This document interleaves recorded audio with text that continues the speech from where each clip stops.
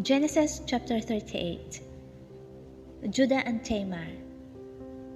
It came to pass at that time that Judah departed from his brothers, and visited a certain Adullamite whose name was Hira.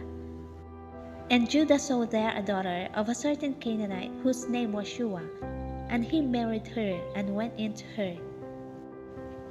So she conceived and bore a son, and he called his name She conceived again and bore a son, and she called his name Onan. And she conceived yet again and bore a son, and called his name Shelah.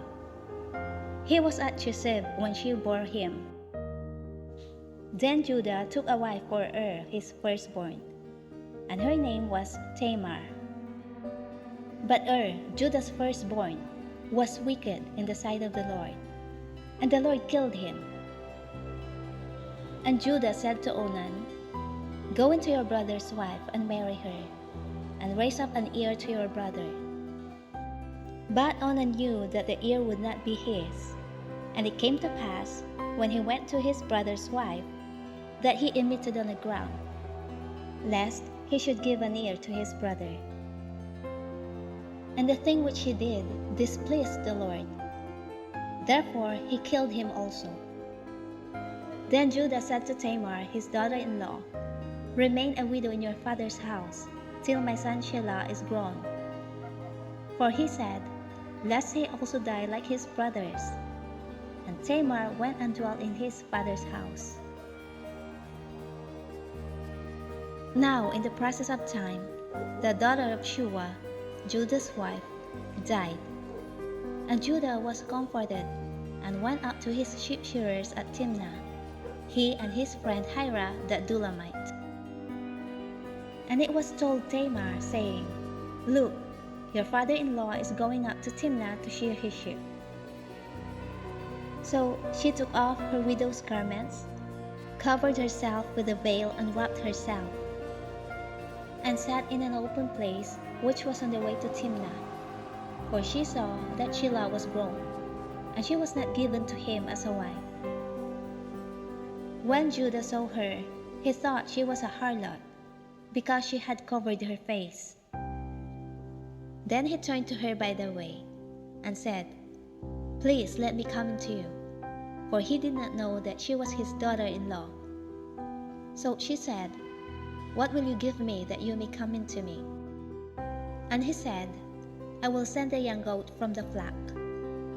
So she said, "Will you give me a pledge till you send it?" Then he said, "What pledge shall I give you?" So she said, "Your signet and cord, and your staff that is in your hand."